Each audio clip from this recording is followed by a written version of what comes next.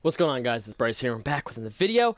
Another Playboi Carti video, more of a conversational piece than a news piece. You know, we have got a few songs coming out, and I'm gonna save all the news stuff for the news videos because I even made one yesterday and a reaction video to the new song yesterday. So if you want to tap in with that, tap in. But before we get into today's video, make sure you like, subscribe, social media on the channel, any love I would appreciate greatly.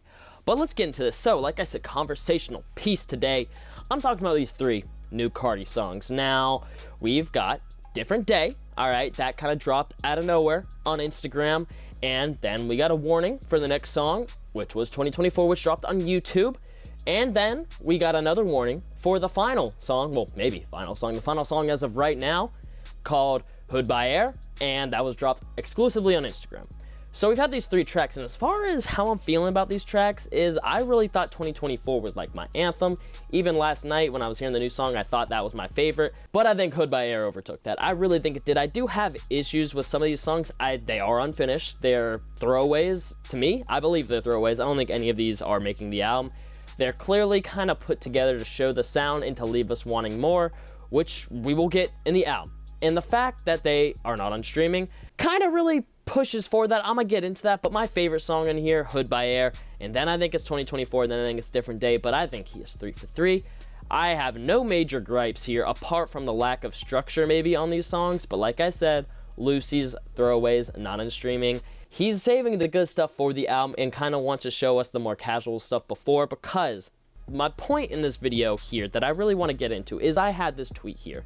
Now, my tweet reads, Playboi Carti knew that not dropping these songs on streaming after an extreme level of demand would get fans hooked. He knew fans were so hungry, it forced them to gather the files themselves and download them. This adds a new layer of interactivity and intimacy, much like with leaks. Now, I believe this to be true.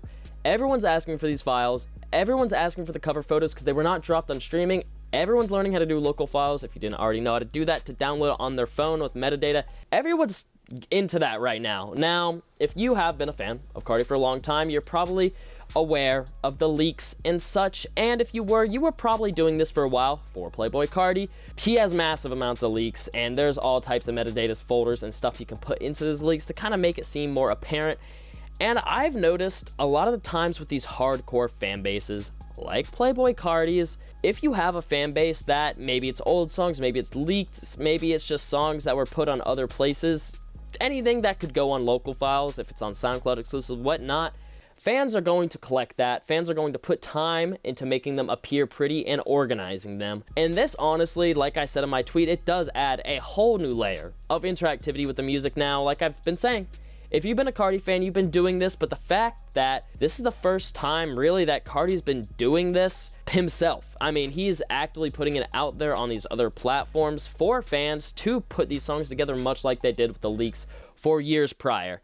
Now, I also said that, you know, artists who have hardcore fan bases tend to do this because I'm looking at the underground.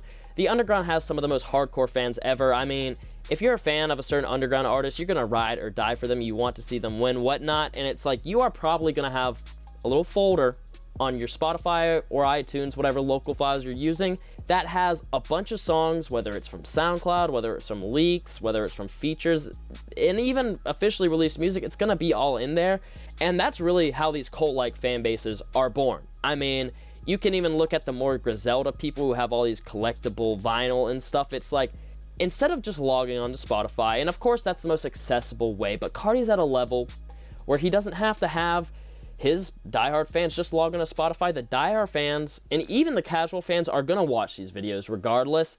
The diehards are going to sit there and download it, and I've seen throughout this rollout more casual fans get into the whole local files, organizing music, downloading music because of these tracks exclusively. And I think Carti knows exactly what he's doing with this. He knows that his fans are familiar with this. He knows that this is a tactic that's worked. I mean, look at Ken Carson with his Lost Files series. I mean, those are literally files that are uploaded randomly on a separate account on SoundCloud for people to download to their local files. And of course, you have the archive page on Spotify and whatnot, but even then, there's another layer of having to try to look for something a little bit harder that's gonna make the fans appreciate it more once they do have it. And I think it's genius. I mean, he's not the first artist to drop music not on streaming platforms by a long shot. I'm not saying he invented that. But given the rollout in the time we've waited for Whole Lotta Red and the way these songs sound, kind of like Lucy's Throwaways, I don't think they're going to be out. They may be. I don't know. But it's looking like this was extremely calculated, extremely planned out, and extremely genius. I'm not going to lie. I mean, just having these songs be a thing that fans actively have to know they want, find a way to get them, whether it's through a converter or whatever on the internet, download cover arts, put in the metadata for the song titles, the artist title, the album title.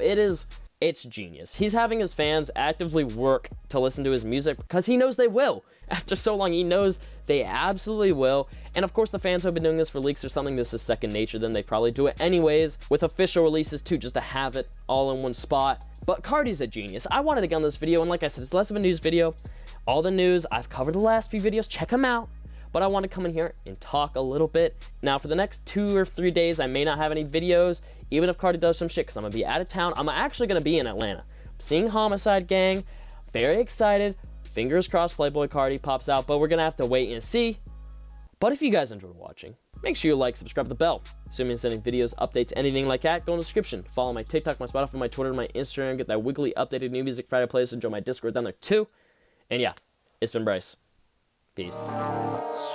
Come with the hot shit, all they do is talk shit. You can never stop it, boy, just stop. High-end drunk, all that HD vision. All these other motherfuckers full of indecision. These are going through your city like drug money. Made a meal off rap, fuck drug money. And now you hit me like I got you whatever you need.